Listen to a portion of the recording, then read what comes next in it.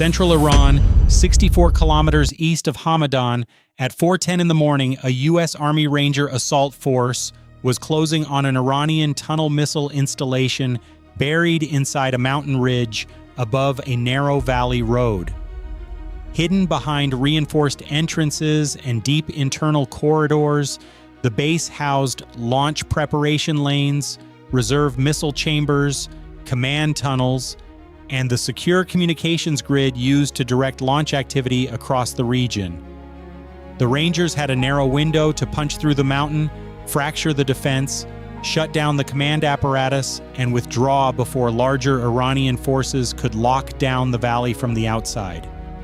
For several days, the ridge had been studied without interruption. Surveillance platforms tracked fuel convoys, maintenance traffic, generator cycles, ventilation output, and repeated movement around the blast doors carved into the slope. Analysts concluded that the upper tier was used for launcher handling, staging bays, and rail-guided movement toward exterior firing ramps. The middle tier appeared to support storage, repair activity, fuel distribution, and technical support functions. The lowest section was believed to control the entire site: power distribution, communications relays, internal security coordination, and the command rooms that tied every level into one functioning system. The complex had not been built simply to hide missiles. It had been built to survive attack and keep working afterward. The outer gates were hardened. Internal corridors bent sharply to absorb shock. Steel doors split the underground structure into defensive blocks. Recessed firing points overlooked the main passageways. Fallback positions had been prepared inside the tunnels themselves. From the outside, the base looked like the kind of target that could take a punishing strike and still remain dangerous. From the inside, it was designed to slow an attacker until relief forces could reach the mountain. There were 4 practical ways in. The southern entrance handled heavy launcher traffic moving toward exposed firing lanes. The eastern route was used by crews, carts, and technical personnel moving between support sections. A western service road led to a cargo shaft linked directly to the storage area. Above them all, a narrow northern ventilation access dropped toward the lower systems level. Trenches covered the slopes. Ridge bunkers watched the roads. Fighting positions had been cut into the rock over every tunnel mouth. Officers, signal crews, launcher teams, technicians, and security personnel were spread throughout the entire site. The Ranger plan broke the assault into 4 elements. Alpha would smash through the southern entrance and push into the upper launch level. Bravo would force the east access point and clear the middle support and storage section. Charlie would descend through the northern shaft, reach the lowest tier, and shut down power and communications from the inside. Delta would hold the ridgelines, isolate the mountain, and stop any reinforcement group trying to climb into the fight. If you are already following this operation, hit the like button now, drop a comment, and tell me which team gets the hardest assignment in this raid. And if you want more fictional military scenarios like this, subscribe now. Back to the mission. At 4:10, the attack opened. The first phase was built around shock and dislocation. Surface bunkers, trench lines, and road guards were hit almost simultaneously from multiple directions. Positions that had looked secure in the dark were suddenly taking fire from the ridges, the valley approaches, and angles the defenders had not prepared for. Iranian troops on the slopes tried to respond, but their coordination began to unravel almost immediately. Some were pinned where they stood, others lost contact with adjacent positions, others pulled back toward the entrances they had been tasked to protect. Before the defense could understand the full shape of the assault, the perimeter was already under severe pressure. That was when Alpha made its move. Under covering fire, the Rangers crossed the last stretch to the southern entrance and crashed into the access lane before the defenders could stabilize the outer gate. Iranian troops tried to hold from behind rock cover and reinforced positions built around the tunnel mouth, but the exchange was short and brutal. Alpha hit the entrance with enough force to keep the inner defense from resetting. By the time the first protective layer inside the tunnel tried to close itself off, Rangers were already through the opening. Inside, Alpha found the kind of environment planners had expected all along. The passage narrowed quickly, the walls tightened. Firing recesses had been built into hard corners. Every turn in the tunnel was meant to drain speed from an assault and expose attackers to short-range fire. No, it was the kind of interior designed to turn movement into attrition. Alpha answered by keeping pressure constant and refusing to let the defenders settle into a rhythm. Bravo struck almost at the same time. On the eastern side, Iranian personnel had already begun stacking carts, rails, and maintenance equipment across the corridor to buy time for the middle level to organize, but the east route mattered too much. If Bravo could tear it open early, the support rooms and storage corridors deeper inside the mountain would be cut away from the rest of the defense. The initial fight there lasted only minutes. Once the outer resistance buckled, Bravo forced entry and started driving deeper into the complex before the middle section could fully react. Charlie faced the most punishing approach of the entire raid. The northern shaft was narrow, steep, and never intended to serve as a major access route. It existed for emergency movement and ventilation, not for a combat force trying to descend under fire. But it also offered the shortest path to the lowest level, the part of the mountain that actually kept the base alive. Charlie fought through the upper access and began moving down toward the power rooms, signal nodes, and command spaces believed to sit at the bottom of the installation. If Charlie could get there fast enough, the site would stop functioning as one connected fortress and start breaking apart into isolated defensive pockets. Above the tunnels, Delta spread across the high ground and sealed the perimeter. Their mission was less visible than the fighting inside, but it was every bit as important. Roads, trails, and ridge approaches all had to be watched. Any reinforcement force that reached the mountain while the Rangers were still in the tunnels could turn withdrawal into a trap. Delta's job was to make sure that never happened. 7 minutes into the raid, the battle had already divided into 4 separate struggles. Sirens echoed through the underground sections. Internal security doors started locking. Launcher crews tried to pull critical equipment away from exposed preparation areas. Officers on the lower tier attempted to rebuild a coherent picture and restore communications between sections, but pressure was coming in too fast and from too many directions. The defenders still had numbers. They still had cover.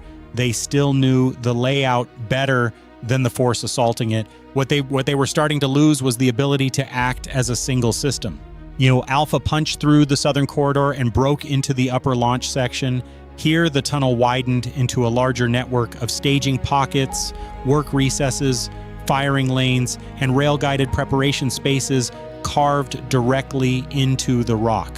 Iranian crews had tried to shift critical launcher components deeper into protected areas, but the assault had arrived before that movement could be completed.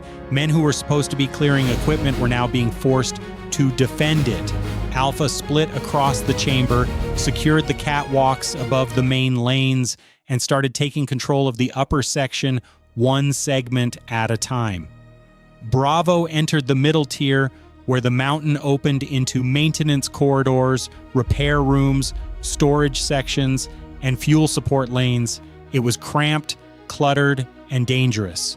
Tools, spare parts, drums, service carts, rails, and workshop equipment narrowed visibility and complicated movement. In theory, that kind of terrain favored the defense. In practice, once Bravo got inside, it began working against the Iranians, teams trying to move deeper into the level found routes cut behind them. Support spaces turned into traps. Isolated groups were squeezed into smaller compartments and pushed away from the key storage areas they were trying to protect. Charlie reached the lowest section and found the real center of gravity. Power controls, relay boards, communications racks, security panels, operations rooms, and command offices were packed behind hardened internal divisions. This was the brain of the complex. Iranian officers and signal personnel were trying to preserve sensitive material, maintain contact with outside units, and keep the upper tiers coordinated long enough for reinforcements to break through from outside. Charlie got there before that process could be completed. Every room taken on the lowest level weakened resistance everywhere above it. On the surface, Delta reported movement on the Valley Road. Vehicle lights were advancing from secondary security positions beyond the immediate area. Iranian reinforcements were coming, but the ridge routes and approach roads were already under American observation and fire control. Every minute Delta held those lines gave Alpha, Bravo, and Charlie more time to finish the job inside the mountain. At 4:18, the first organized relief group tried to push up the Valley Road toward the southern and eastern approaches.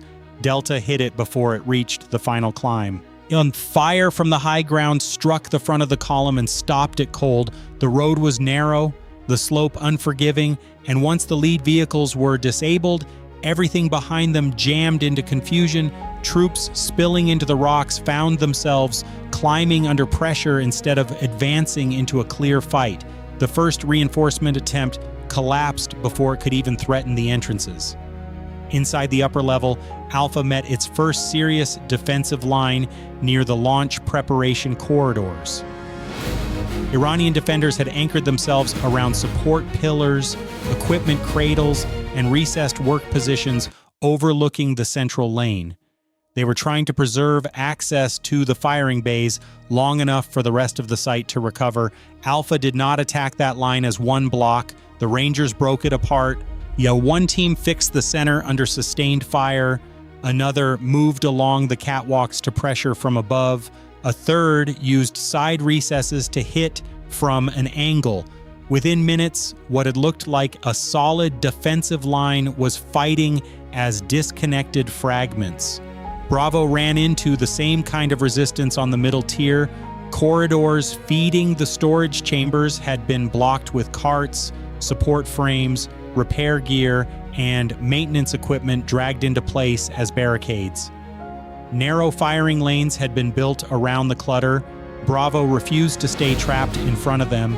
Ranger teams began filtering through side maintenance channels, service paths, and cross corridors to turn the position from multiple directions. As those routes were taken away, the defenders had less space to maneuver and less ability to protect the main storage nodes behind them. At 4:24, Charlie pushed deeper into the lower communications sector. Reinforced doors and internal barriers shielded the control spaces, but the whole lowest level was already under visible strain. Power flickered through the upper tiers, lighting stability began to fail, efforts to restore coordination between the launch level and storage section weakened by the minute. Charlie kept pressing. The deeper the Rangers reached into the control core, the less the mountain behaved like a fortified base and the more it behaved like a failing machine. By the middle of the operation, the balance had shifted decisively. Alpha controlled most of the launch level and was driving the remaining defenders away from the firing bays. Bravo had isolated major sections of the middle floor from one another.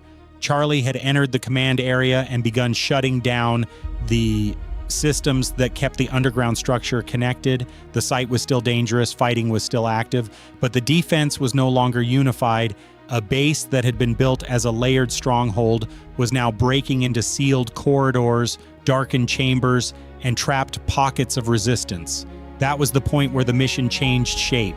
With the launch areas largely secured and the command section failing below, the Rangers transitioned from seizure to denial. Documents, maps, hard drives, communications gear, and digital storage devices were pulled from command rooms and signal stations. Prisoners assessed to have operational value were separated and secured for extraction. At the same time, demolition teams moved through the launch and support sections, preparing the complex for destruction. The aim was not to scar the ridge. The aim was to erase the underground launch network. Charges went on to rail systems, launcher support equipment, fire control points, relay boards, generator nodes, communications junctions, fuel infrastructure, and critical intersections linking one section to another. Additional demolitions were laid out to create cascading failure across the site rather than one contained detonation. The plan was to destroy mobility, break command capability, and turn the entire tunnel network into a dead system that could not be restored quickly. Even then, the fight was not over. Outside the mountain, a stronger Iranian counter-push began to form. Surviving defenders on the slopes linked up with fresh troops arriving from nearby positions and tried to close on the entrances before the Rangers could withdraw. But by then, the geometry of the battle had reversed. Delta still held the ridges. Alpha and Bravo had secured the tunnel mouths from inside. The force that had arrived as the attacker now occupied better defensive ground than the forces trying to retake the base. That counter-push failed to recover the entrances. Units moving through the slope positions took fire before they could organize.